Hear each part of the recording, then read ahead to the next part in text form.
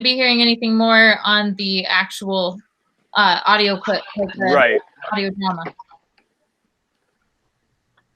My wife just told me she hasn't got sound. No sound again, they're saying. Yeah. Okay. Sorry. I think they're on the right stream. I don't think that's the issue. Okay. Hang on just a second. Be hearing anything more on the actual audio clip? Oh, there it is. Right. Audio drama. We're live. I can hear myself upstairs. Yeah. Good now? Hear it coming through there. All right, now we got sound. All right. Sorry about that, Heidi. Sorry Sorry. to interrupt. Just want to make sure people are hearing us.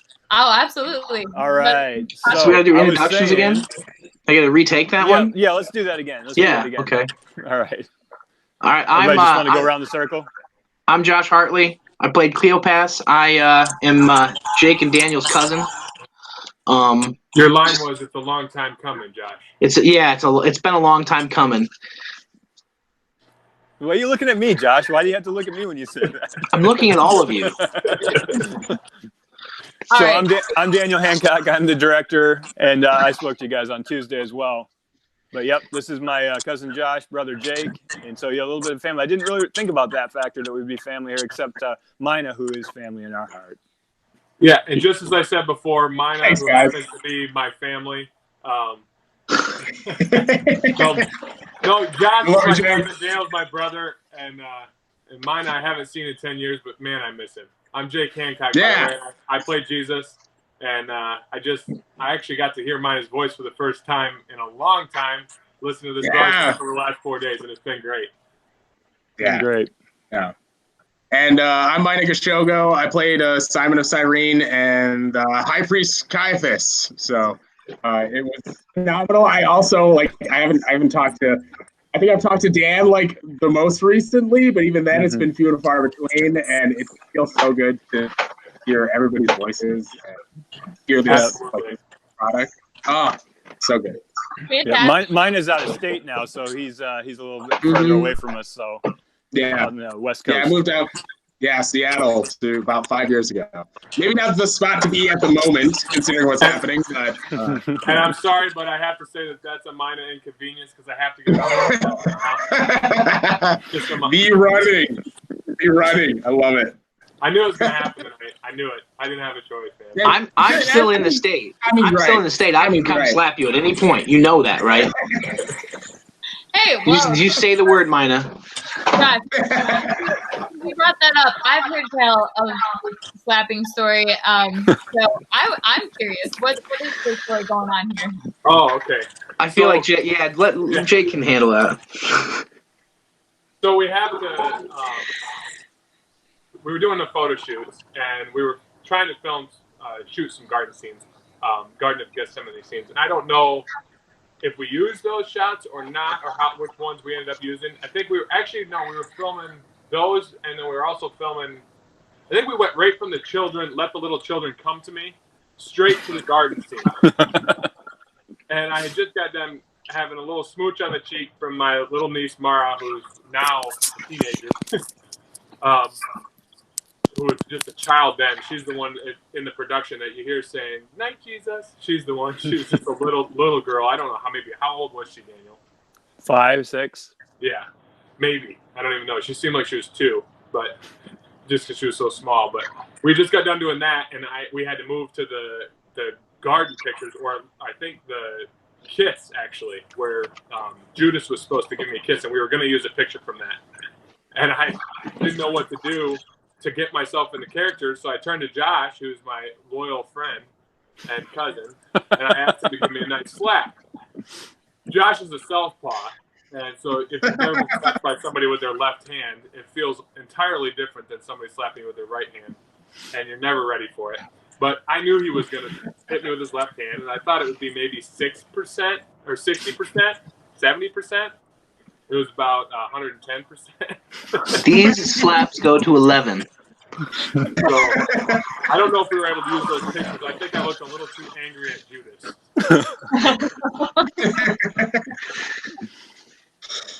Nice. Nice. Well, so now hearing it all pulled together with the music and sound effects and everything, what is it like for you guys? can I, if you mind if I go? So I've heard this. I've heard the whole thing like in its.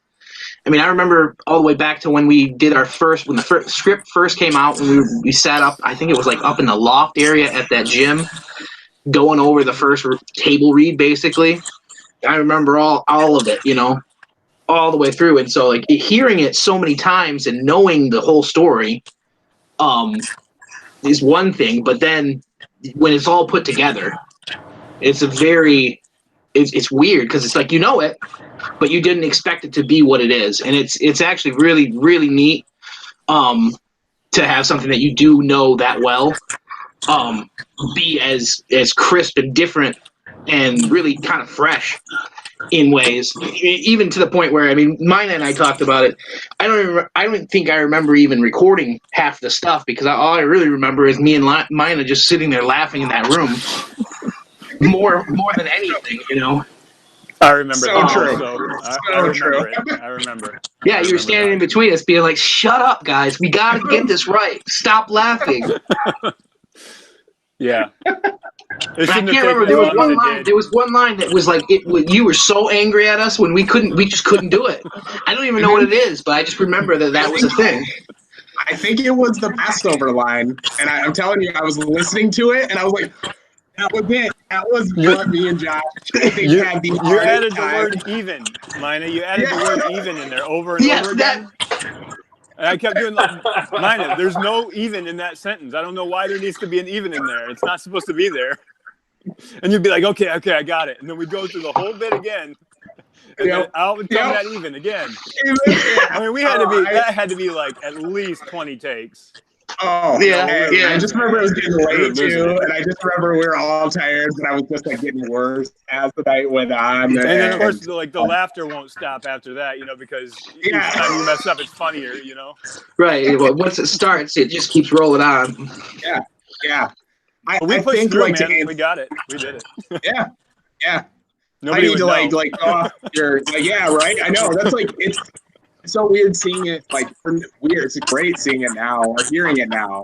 Where I think before I only got tastes, kind of like preambles to my lines, And so because of Josh and Eyes Roll and then Jake too, we got to hear all the different sort of intros to sections, of the story, and so. It's so great to see it all pieced together for me where I'm just like, oh my gosh, I don't think I got a whole playthrough, especially with the music and all this stuff. I just got kind of different chunks at a time, and it feels so good. It feels so good to hear. And like Josh said, I do not remember that many lines. Period. I thought I had 5, and I'm like, wow, okay, all right. Did you mean to turn my microphone on? I did because it was kind of feeding back into yours for just a second there. I'm sorry. If you need to turn somebody needs to turn their phone speaker down just a little bit.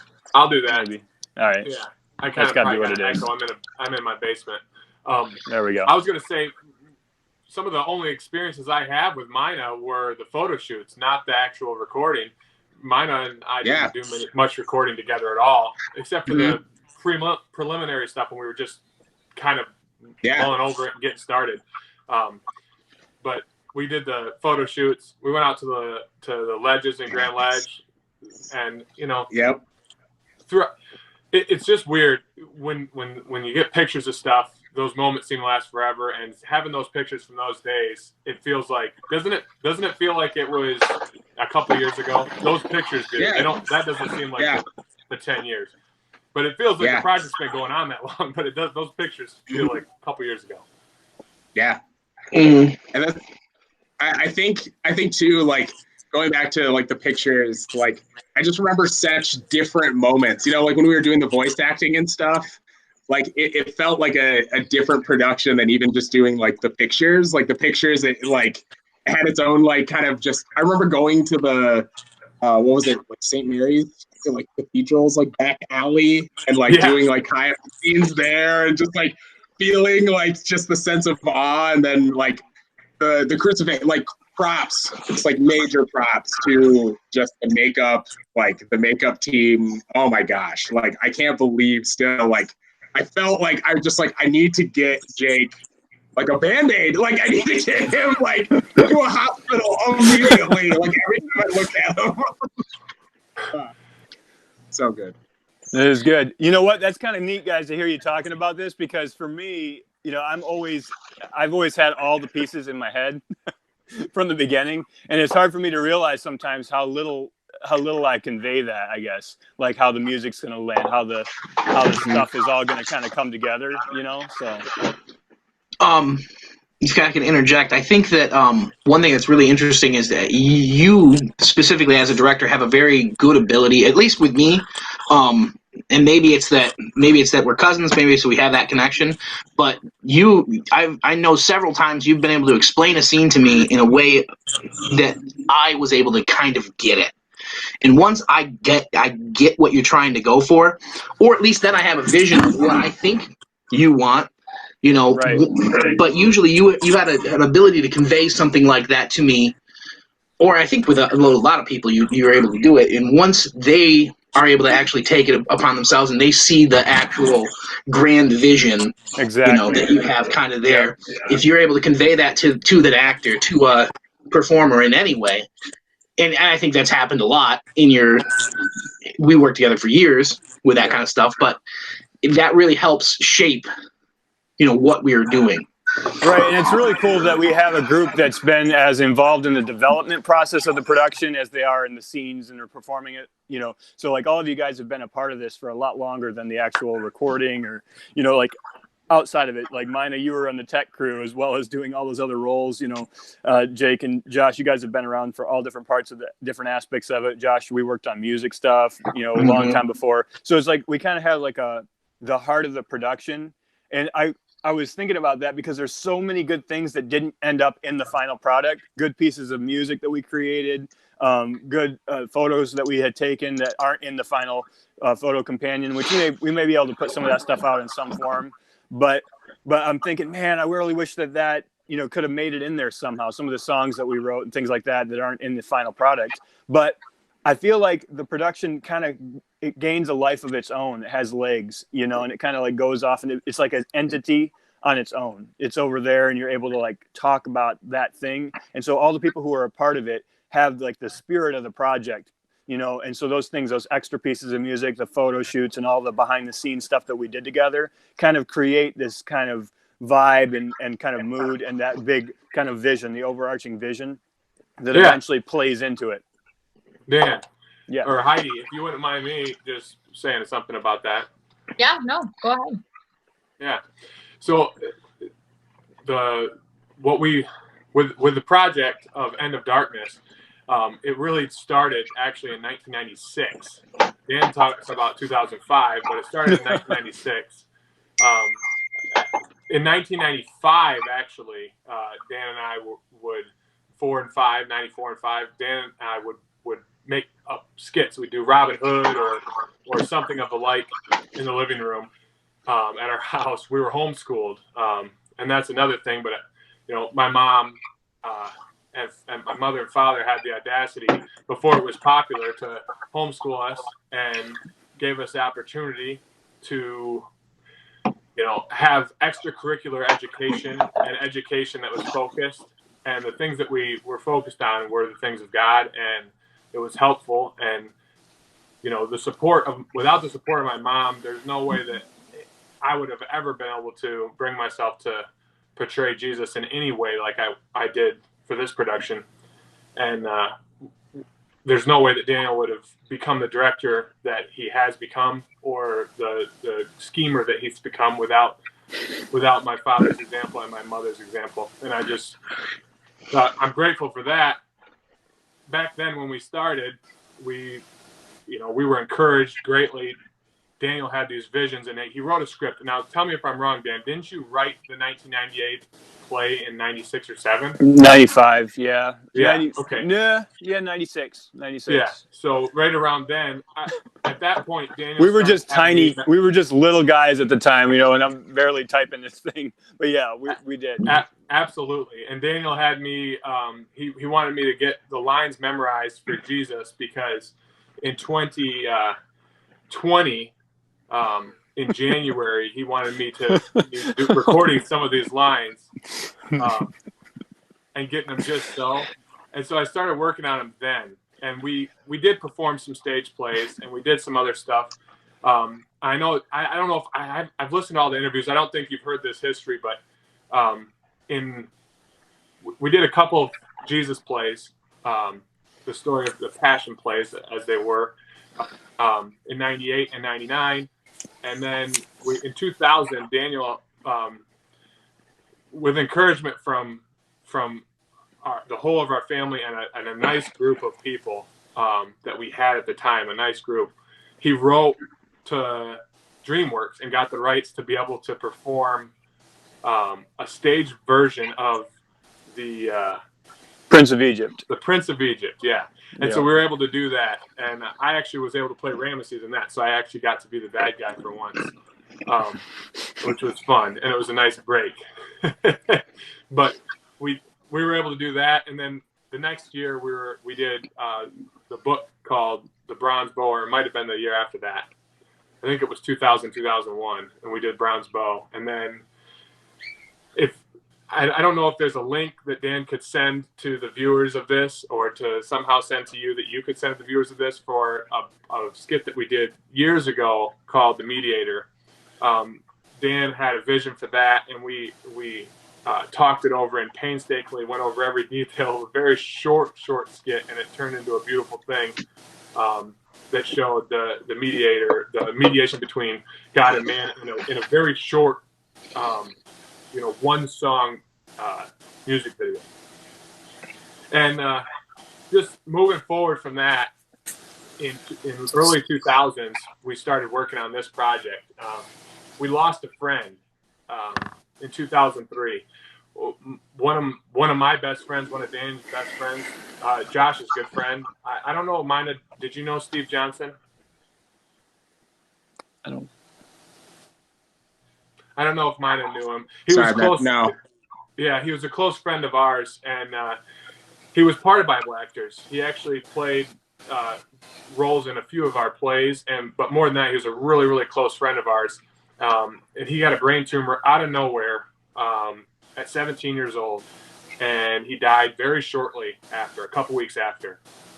And that was a game-changing moment. I think that it influenced Daniel's direction towards doing a play, it didn't start off as a drama or a voice drama, but I think that influenced it, and we moved in the direction of doing The End of Darkness, as it were. And Dan wrote this in the rubble of that, of us losing our friend, and amidst the many other things that were going on in our lives.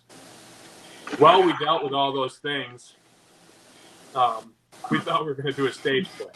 And he wrote a stage play. We had a whole cast and crew. We practiced the stage play. We made costumes. We had my goodness, marketing stuff already put together. But it kind of self-imploded on itself, though. And Daniel and I both had some personal stuff that happened that year to both of us, and it was we were able to come together. And at one point,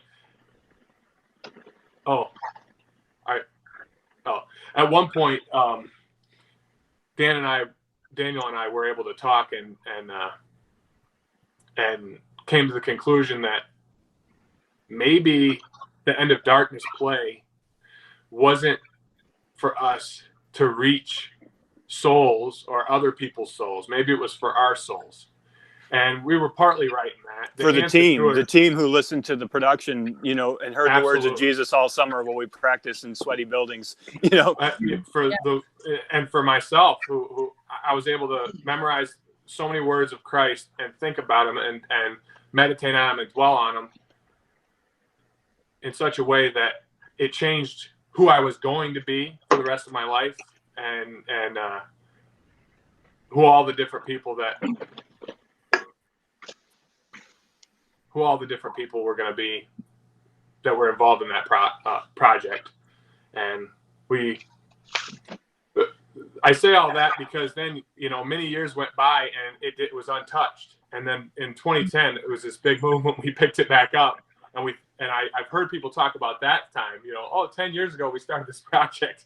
But truth be told, there was a work that was started in us when we were very little children. My mom had a vision of having all her children be homeschooled and be a little army for God and all be marching, and doing the Lord's work. And nothing ever turns out exactly like you hope. But my grandma, who's passed, would say the proof is in the pudding, and the fruit. Look at the fruit. And so we have now this product called the End of Darkness, and I would call that the fruit of my brother Daniel's sacrifice with all his study, and my mom's and father's diligence all those years ago to have the wherewithal to do the unthinkable. Yeah. Can you guys like tell us more about that? What it's like working together as a family, as brothers, as cousins, as very close friends? Like, can you dive into that a little bit more? Yeah, it's been kind of interesting to do that. A lot of our family has been a part of this. We do have a very big cast. For this production, we have over 50 voice actors and then 150 participants between the musicians and actors and the casting, the whole cast and crew. So yeah, a lot of people participated, but a good at least 5 or I'd say maybe more like 10 of our family members are part of that. So our mom got to play next to Jacob as Mary, mother of Jesus, which is kind of cool, mother, son, getting to do that role. And then I'm playing John the Baptist across from Jake. We're, cousins in the story, so that works really well. Our other brother is John, and then Josh is Cleopas. So that's really nice. But, what's interesting about that, too, is that Bible Actors kind of, as it grew up and developed over the years, it kind of extended its reach out into all the other people's lives that were a part of it. And we became kind of a gigantic family, so more and more people, when we think back, I think all the people that have participated over the years would feel this way to some degree, especially this last cast that worked together so hard on this project. We've got, a very strong core group of people that would all consider each other family. In fact, many of them married each other and made babies together. So now they are family. Like, sincerely, we have, I think, 50 some babies born to the Bible Actors couples. It's like this year. So it's just insane to think about that. But yeah, so it's been really nice to work with that, just to kind of have that huge extended family and community, everybody working together, everybody having common values and beliefs, and just that Christ-like love, that we have for each other. And I don't think that's ever going anywhere. We've got each other for life. Yeah. Yeah, that's what one of the things Jesus said was that we would know who his followers are by their love for one another. And that's something that I think that nobody should ever lose sight of, that everyone should look at us and see how much we actually love one another and how much we are willing to forgive one another. And we hope that comes through in the production, in the actual play itself, that message is coming through. And just, I feel like our story, I like to let the story kind of speak for itself as much as possible. I think it does. If you get a chance to listen to the whole thing, please do. But I would hope that people would walk away with a sense of hope, and a certain kind of brightness, puns intended here with the End of Darkness thing. But truthfully, a certain kind of optimistic look at the world and the future and what we can do and be because of what Jesus did and because of what he has called us to do and to become. And I think our group has played that out. I think our team really has understood that through our relationships with each other and through this production. And just to go back again to what Jake was saying about the words of Jesus and studying it and the whole team kind of being affected by that, I think it has affected an entire generation of people and their families, and how that's going to be just to put the Bible in that central place of understanding who we are through that lens, and just kind of allowing it to guide our choices in our lifestyle. And one of the really neat things about the play is the fact that the entire time that they're mourning, or Cleopas and Simon of Cyrene, or how do they say that? Simon of Yes, Irene. Mm-hmm. Yeah. So the entire time that they're mourning and they're trying to cope with it, that Jesus is actually there with them. You know, and how that bears out in our actual lives when we're going through these kind of situations like the world's going through right now, or any of the kind of situations that we deal with that are just awful and horrible to deal with. That He's actually with us even in the midst of that, and sometimes the person that we're actually talking to is giving us those words. You know. Yeah. Yeah. Well, we're down to about our last 10 minutes here, and I wanted to get to a little bit of the Emmaus brothers there with Mina and Josh. Can you guys kind of tell us a little bit about those characters and what it was like to play across from each other? Obviously, you had some great moments, but can you kind of tell us a little more about your characters there?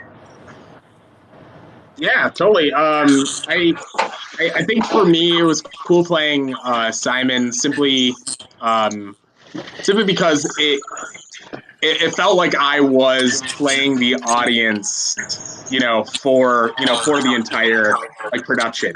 And I think so we had it was conversations cool. about that actually. Yeah. That was You're like the guy. Yeah. We need somebody there who can ask questions. Yeah, right. Yeah, and I think I was like the expository piece, for the whole thing, and like Dan gave me those like notes a lot of the times where just allowed me to kind of like be, make sure I was myself, and like playing Caiaphas on one hand where I'm just like trying to dominate, whereas like Simon, I'm like trying to understand, like trying to figure stuff out. And it was. I'm going to interject real quick and say something about you, Mina, just because you are one of only, I think, 3 people who did more than one voice in this. Myself, you, and Aaron Wisner did a great job too. But we only had a few people doing that because we wanted each voice to be unique. But I'll tell you, when Mina came in for his audition for this, he did such a variety of readings for each different part that he read that I was like, there is no way that I'm not going to cast this guy as Simon of Cyrene. He is Simon of Cyrene. I need him to do that. But it was a smallish part, right? It was it was a relatively small part of like dialogue. I was like, I cannot waste this guy's voice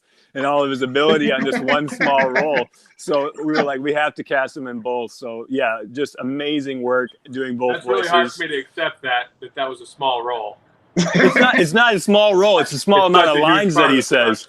It's a small amount of lines that he says, So that's what I was getting at. But so I was like, I got to give him some room to be able to do something because he did some major voice acting in the audition, and I was like, you got to be able to have some place to put that.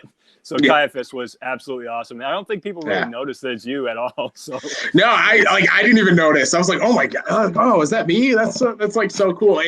It was so fun being able to contrast like those two voices because it did feel like I was just, I don't know, it was like I was going between like really just trying to have my way with like a scene and then trying to have like just trying to understand like this whole story, and like interacting with Josh was so much easier because I feel like Josh just kind of like when he was on the mic, like everybody kind of just like listened, and so he just has like a really good voice, and so to be able to like just talk back and forth with him, not only was it like just do the voice, so much Josh. Fun, we just laughed. Do the voice, Josh. It's funny. I hear the voice, and I don't even. At first, I don't even recognize that it's me. I mean, I know it's me. But it takes a second. I was like, oh, that's right. I said that. I remember saying that. But yeah, you kind of like fall into a character, and once I fell into that character, it was kind of like, well, this is his voice. This is what he does, and I had to. There's been times when I had to come in and like. Dan would call me and be like, hey, I need you to redo a couple lines that we had to change some stuff here or there. And I'm like, you're going to have to play it back to me for a minute. And I'm going to have to take some time and like figure the voice back out, which is, it's funny. Actually, I was thinking about, I was like, well, you're going to bring me on the show. I'm going to just do all kinds of different voices this whole time. Cause that's kind of one of my things that I like to do. I was like, maybe I'll just answer every question in a different voice. Then I'll just show the variety, get my name out there a little bit, But no. I'm pretty sure we have a pretty decent blooper reel of you doing different voices when you're on the mic in there. Yeah, there's a whole thing about Whoppers. Yeah, there's a whole thing about Whoppers and passion. I'm sure that's on there. I'm pretty sure. Yeah, and things like that. You never know. It's a good thing. Jake that's was not mentioning to me actually when he first listened to the production about the contrast between Josh's voice and Mina's voice.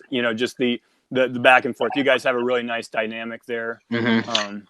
If you don't mind me asking, Cleopas can you tell me about Cleopas? Like, what's he about? Like, how Well, do you get your head on him? it's an interesting character in general, I think, to play. Mostly because the amount. I mean, you wrote the character. You understand that so much actual story gets kind of pushed through him. Mhm. He is the kind of the character that's kind of narrating in a way, not necessarily narrating, but narrating without narrating.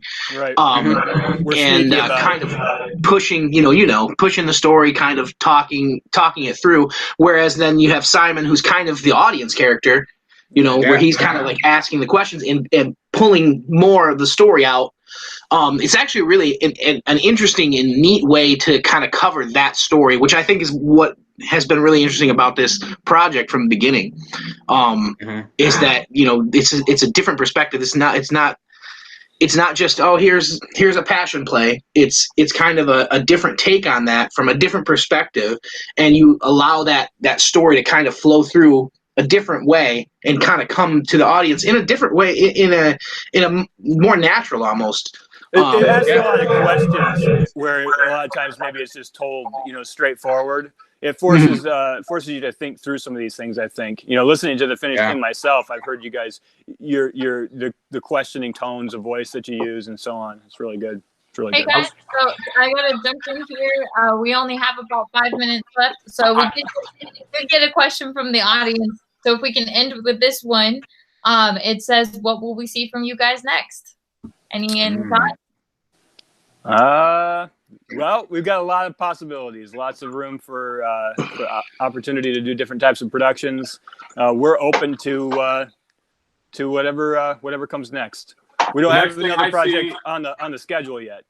The next thing I see coming is the CD of this, the digital copy of this, the ability to have this, to give it to your friends, to give it to your family, to encourage people to listen to it, to encourage people to read their Bibles. That's the message from this whole thing, is to encourage people to read the words of Jesus Christ and accept them for what they are.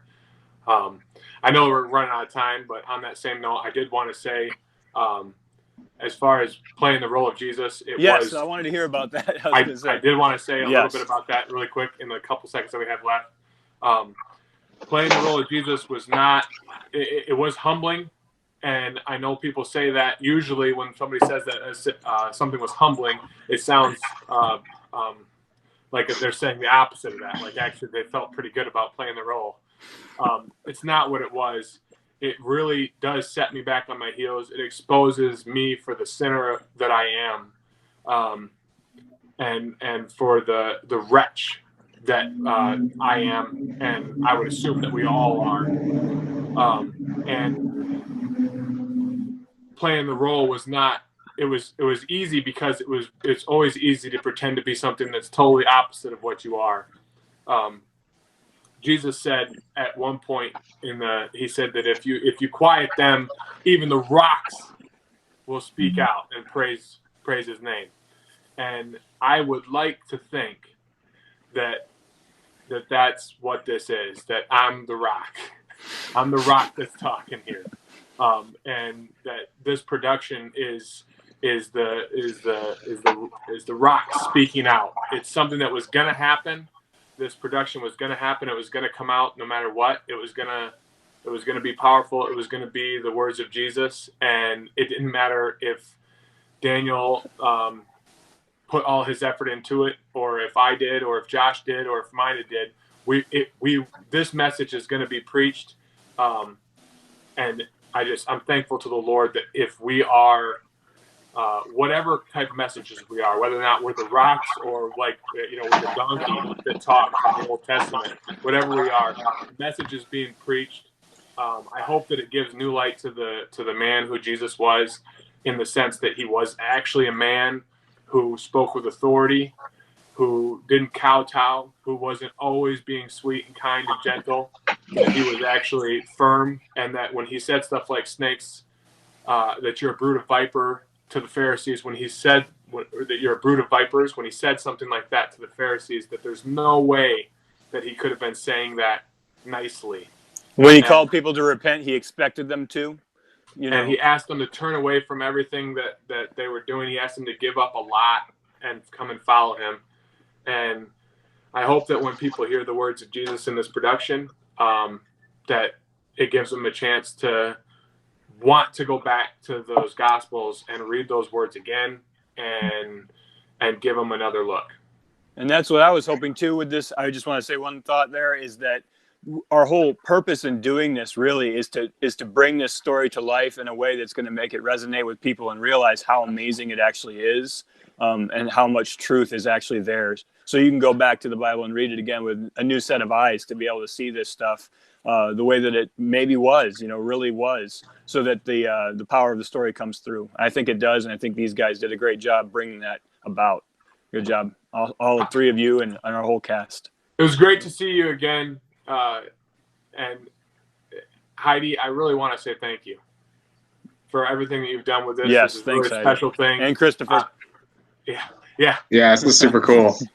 Yeah, that work you're doing's got to have some cramps involved in it, but right, good work.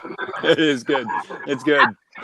It's been our pleasure, and glad that you guys trusted us to help you with this. So thank you. Hey, what do you guys have on the future? That's what we want to know. Well, I mean, Yeah. next week we're going to premiere an audio book. Instead of an audio drama, we're going to premiere an audio book. So that's what's next for us. So we got to learn some stuff from premiering stuff this week. So that was good. That's perfect. Hey, Yeah. and Cool. let me just do a sales pitch real quick, guys. We would really appreciate your support. You can get a copy of the CD set. It's a 3-disc CD set with the whole production. It's 3.5 hours long, covers the entire gospel story for people who may be tuned in tonight. The whole story is there, 50 actors and the whole bit. And then it's got a beautiful 24-page visual companion book that has photos that we created that go along with the audio. You can get that right now for $20. It's the pre-order price.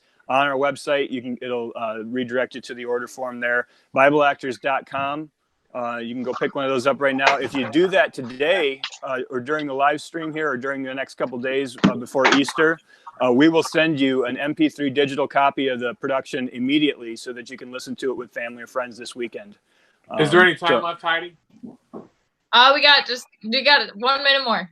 Go. Okay.